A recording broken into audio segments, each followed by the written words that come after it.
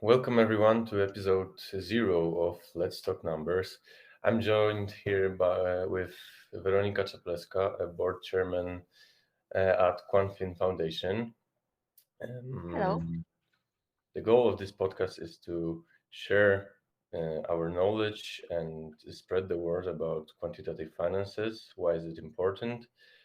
I'm expecting that soon I'll be joined by many interesting guests, also outside of quantitative finances, that acknowledge this important field of science and that understand that in the future, almost every aspect of our life will be touched by quantitative finances. Okay, Veronica, thank you for coming once again. I have a couple of questions to you. I'll start with the easy one. Why do you think that quantitative finances matter? What is important about it? How will it change over time? When foundation starts working more than 10 years ago, the quantitative finance wasn't that popular, especially in Poland when the foundation is based. And over this last 10 years, the field was very well developed very fast, and we can see that there's even courses at the university related to quantitative finance. A lot of people know what does it mean, and it wasn't the case a decade ago. So we can see that this field growth. When you look, for example, at the job market, there's a lot of job offer related to quantitative finance currently.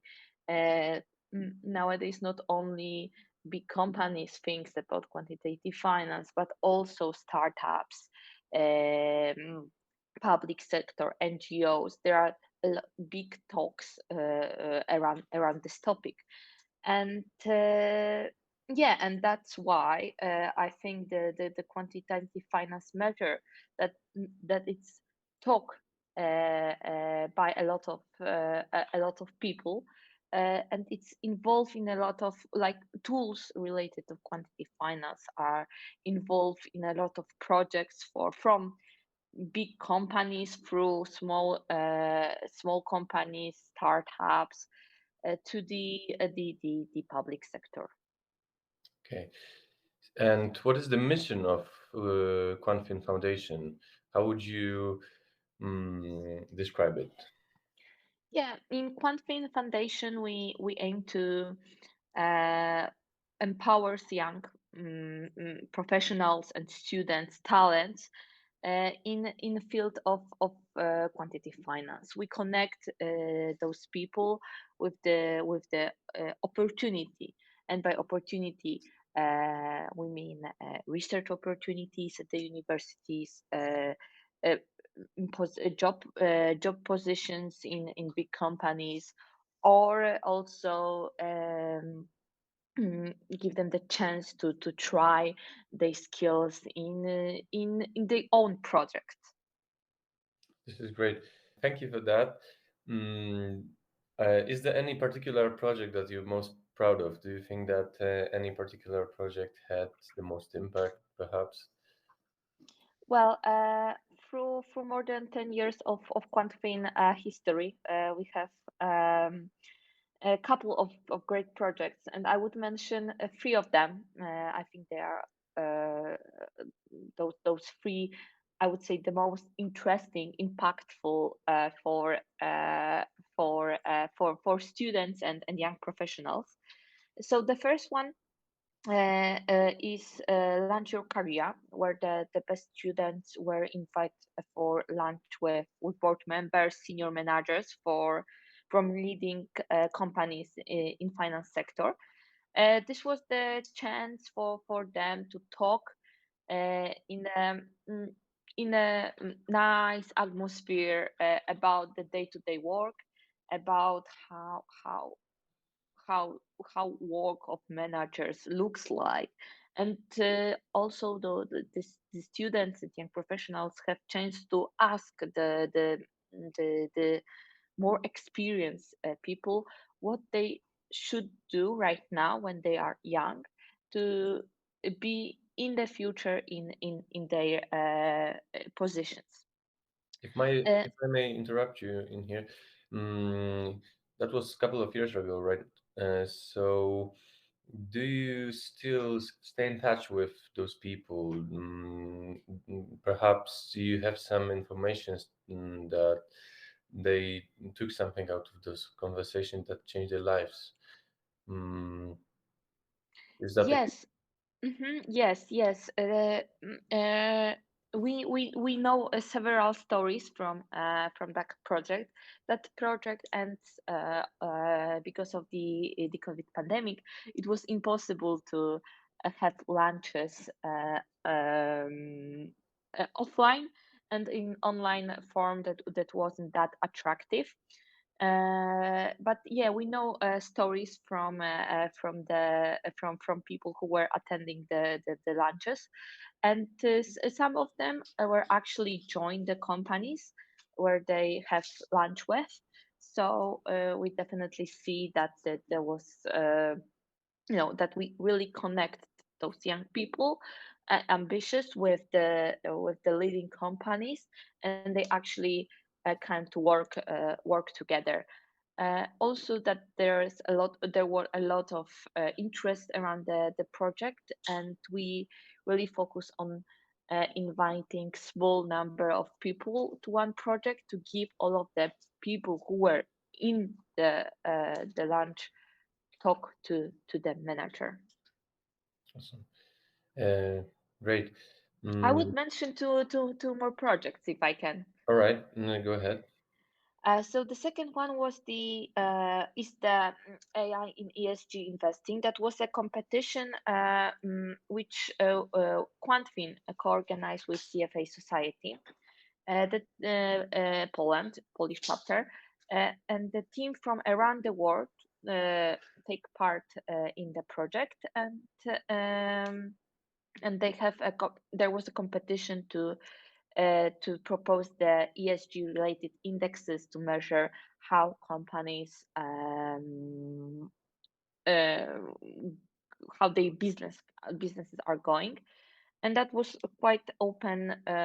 It opened for us as a foundation doors to students not only from Poland but from around the world. So that was also really impactful project, and in both sense for us for QuantFin Foundation, but also for people who are taking part in our projects, that they have a community of of of, of young talents around the Europe. Hmm. And the third project I want to mention is Enhance Your Chance. That was the last year project. It was a course about mega trends in quantitative finance, and in the project we combine the offline and online world. Um, it was our first big project after the pandemic, and we want to have both online and offline world.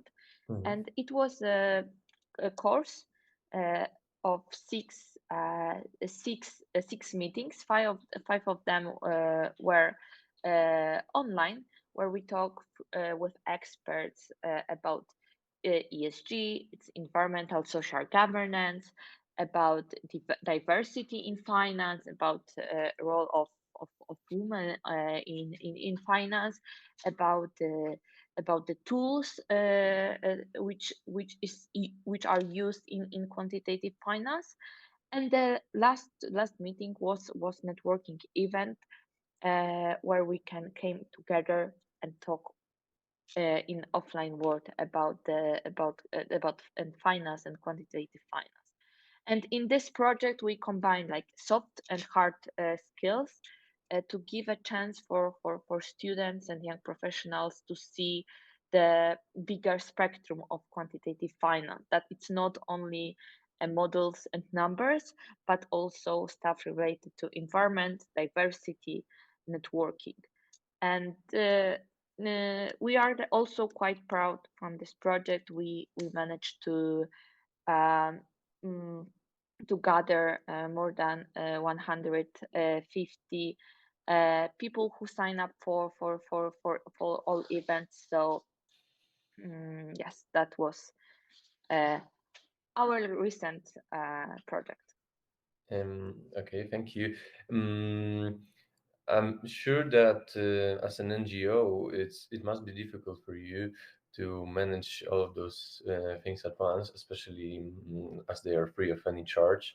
All of the participants can join any QuantFin projects for free, and sometimes they can even win some prizes. What was the biggest challenge that you didn't expect would occur during your work at QuantFin? Well, I think that the biggest challenge is to find the way how to communicate what we do in the with students and young professionals, to find the most attractive uh, way of showing the projects, showing opportunities, um, uh, uh, telling about the new trends. And as you can as you can see, we have different projects, um, courses, competitions, launches.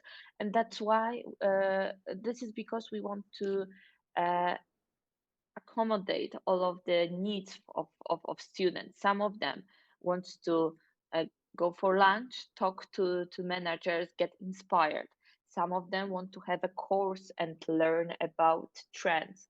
Other people likes competition and teamwork, and prefer to work together and solving tasks and winning prizes.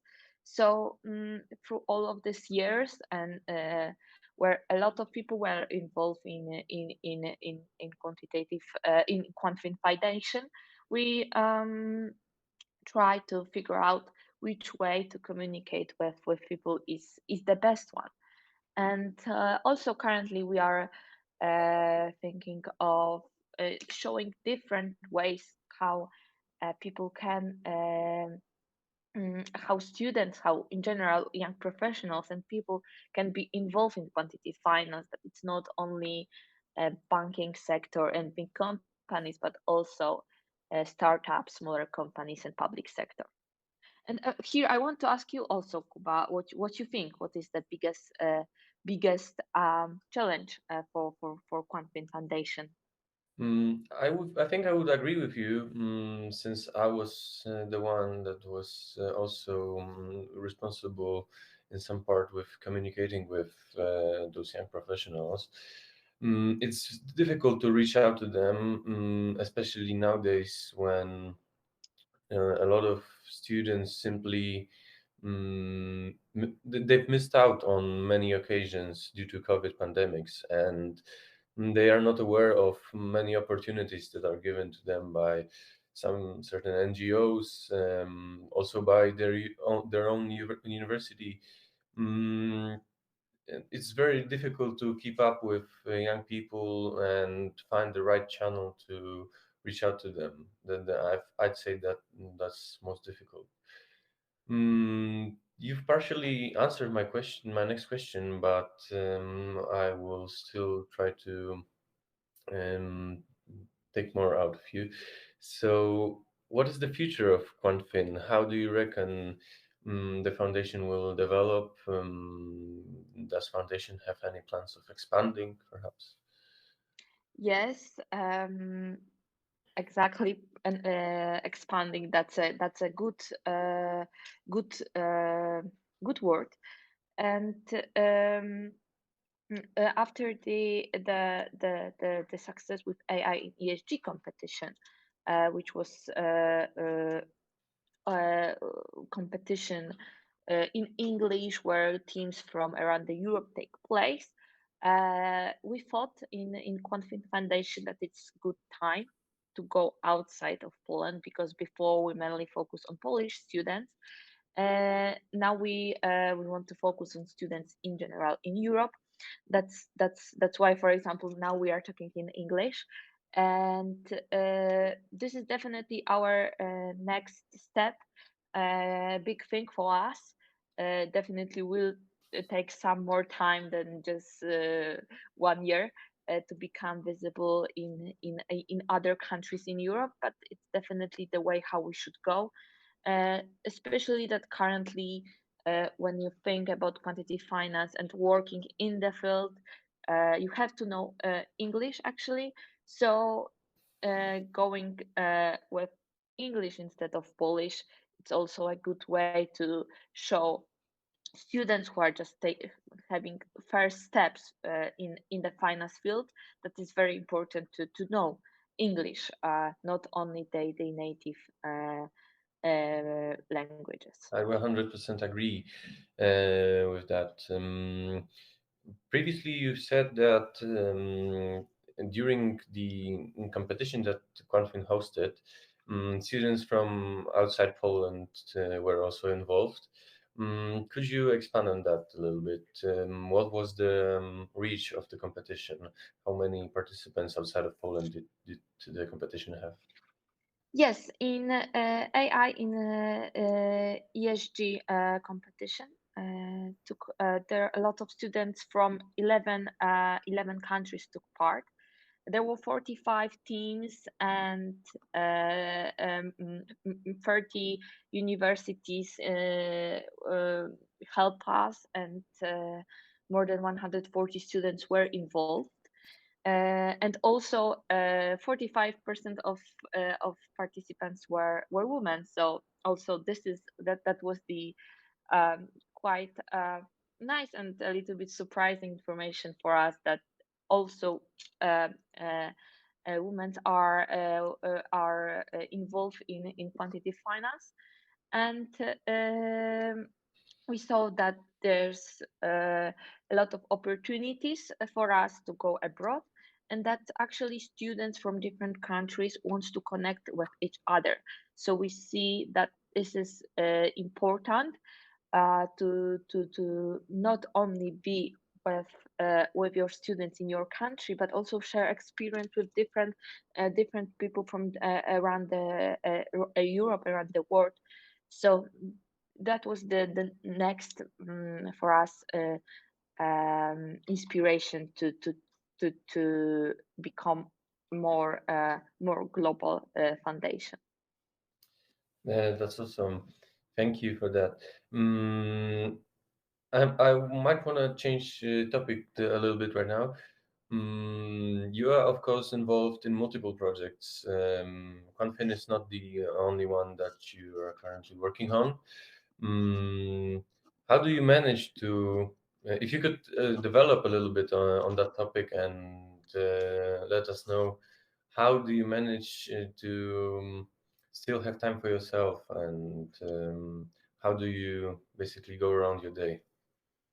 Well, recently I saw a quite nice figure somewhere in on social media, that work-life balance is different, has a different balance for everyone.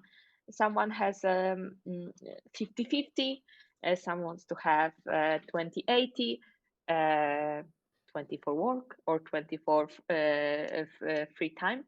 And also when I'm thinking of my activities, I also I usually thinking of my balance.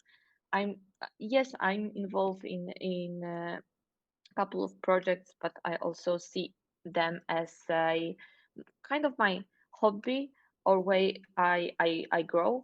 So I'm never thinking that well, I have to do something in order to complete some projects, but I always thinking that it is somehow turning me to the giving me more experience and uh, helping me learn more. So I'm always thinking that this is my way how I'm developing myself. And yes, that's how I'm combining multiple projects. I taking the best for all of them. Sometimes are, of course, worst time when I'm exhausted and want to have a break. and that's a time when I'm having giving myself a break and disconnecting for from all of the projects computer, Mhm. and yeah, having time for myself. You've also studied abroad. How did it help you to develop as a person, as a professional? Do you think that it was a great opportunity that kind of changed your life, or perhaps you only treated it as part of your way that you undergo simply to expand a little bit, but not to a degree that it changed your life? Well, that was definitely studying abroad, studying in different countries in general. It's very open-minded and open a lot of horizons. And the first thing is that you from this more professional academic part, you learn from different people about your subject of interest, uh, with different, definitely different experience. It's economy, for example, economics, or law or mathematics. It's finance. It's thought. It's the lectures and classes looks much different in every countries, because people who are teaching are have different experience. So that's really So mm, it's a really open horizon.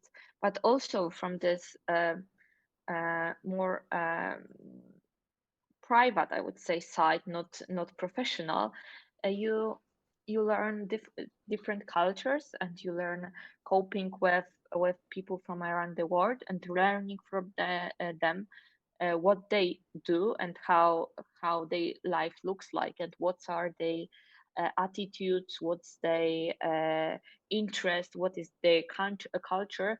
So it's also um, interesting from that side. It's not when you go abroad, you not only think about uh, learning in your field, your subjects, but also learning different cultures, different thoughts, and from people around the world. I And 100% agree with that. However, I'd also say that in my case, at least, it was stepping out of my comfort zone, which is a great idea if you are stuck in this place that you can go out of, and you're just kind of looking for a way to expand and develop as a person. And I'd say that that was a big milestone for me. Having yes, especially that you are coming to different country, and you are alone, and Yep. you have to figure out everything on your own. Yeah, that's definitely out of the comfort zone. Um, so perhaps you have some advice that you would give yourself, your younger self, if you had a chance. What would that be? Well, I would say networking. I And connecting with other people in general. Uh, when I was younger, in high school, in a university, I spent a lot of time reading books and learning from books, and in classes, and not much care about other people's perspective. And I thought that the books are the ultimate source of knowledge, but that wasn't true. Especially when you are thinking of your professional career outside of academia, it's very inspiring to see other people's history, what they do, to learn from the people who are older with more experience, and to see their point of view. From sometimes you might think that this is a waste of time because you are uh, talking with some people about the random stuff. It might not be important for you, but later you might see that what those people said, to what are they experience, might also influence your way of thinking. And that is the one thing I would say, this is one of the biggest advice I would give my younger uh, self, not to spend that much time in the books, but also see what other people are doing and learn from their experience. So, as we are close to the topic of books, my last question that I would like to ask every participant of our podcast is to recommend one book that you've recently read, or perhaps that kind of changed your life. It doesn't necessarily have to be a book. It might be other source of information, perhaps some online course, or I don't know, video that you've seen. But which which one of those fits best for you, and which one would you recommend? Well, when it comes to book, I could recommend. It's hard to say, hard to choose just one or just one resource because I'm very fan of podcasts and audiobooks. So I'm also kind of keen on this project which we are now having, QuantFin Podcast. Uh, I'm really into books regarding real story of people about leaders. Uh, if they are like related to business or environment or social issues, I'm really like reading stories about them. Uh, if it's in a form of book, podcasts, or movies, I'm very into those kind of um, um, inspirational resources. Uh, it's hard for me now to just do one. Okay. So thank you for coming once again. That was the last question. If you are interested in cooperating with us, please check out the email below. Also, if you're interested in sponsoring podcasts in any way, please contact the same email as well. That was the first episode of QuantFin's podcast. Thank you for everyone for tuning in, and I hope to see you very soon in another episode. Thank you.